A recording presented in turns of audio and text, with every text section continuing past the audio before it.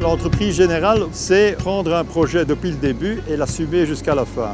Du point de vue technique, évidemment, mais surtout financier et du point de vue délai également. L'entrepreneur général est un assembleur aussi d'expérience, de connaissances, et en ça je pense qu'il est tout à fait essentiel de l'avoir comme interlocuteur pour l'architecte. De rol van de uitvoerder van de algemene bouwonderneming is vooral het technische verhaal mee te bekijken, het structurele verhaal en daar de input te geven naar de architect toe op welke manier er eigenlijk kan bespaard worden naar uitvoering. Door te kiezen voor het meest economische bouwsysteem eigenlijk. En daar hebben algemene aannemers heel vaak een veel grotere know-how dan de architect. On attend d'une entreprise générale qu'elle ait un savoir-faire, qu'elle ait une capacité technique assez large dans différents métiers à rencontrer les besoins que nous sollicitons pour la concrétisation d'une infrastructure.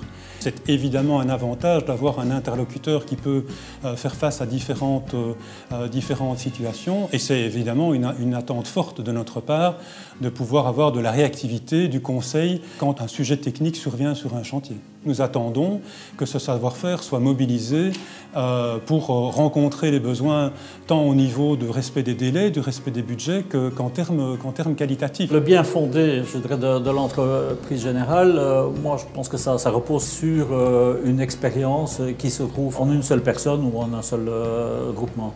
Donc il y a là une accumulation d'expérience avec laquelle vous allez travailler en tant qu'architecte. De voordelen voor ons als architecten om met algemene aannemers te werken, die zijn in eerste instantie projectgerelateerd. Als het gaat over kleine projecten, maatwerk, dan is het zijn de voordelen vaak veel kleiner.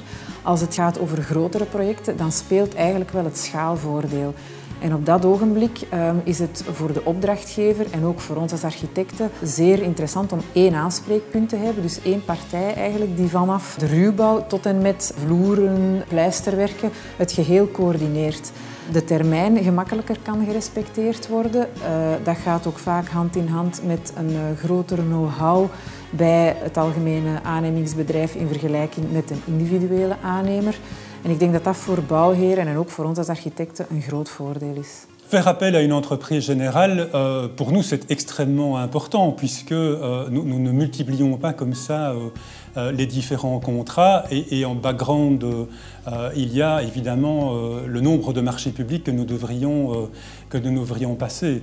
Maintenant il y a des limites à cela aussi et il ne faut pas non plus tomber dans un contexte où on augmenterait de manière trop significative les coûts de coordination par rapport à un projet. Donc il y a un équilibre à avoir. Als men spreekt van nadelen, dan denken wij vooral aan de kostprijs. Zeker bij maatwerk en zeker als er geen schaalvoordeel speelt, dan is doorgaans een algemene aannemer toch nog altijd iets duurder dan te werken met gesplitste aannemingen. L'inconvénient du prix, c'est un inconvénient qui n'est pas tout à fait exact parce qu'un entrepreneur général d'abord maîtrise l'ensemble du projet depuis le début jusqu'à la fin, aussi bien du point de vue financier que du point de vue délai. Le vrai prix d'un bâtiment, on le connaît quand le client paye sa dernière tranche. Quand certains architectes, mais surtout des coordinateurs de travaux s'engagent vis-à-vis d'un maître de l'ouvrage,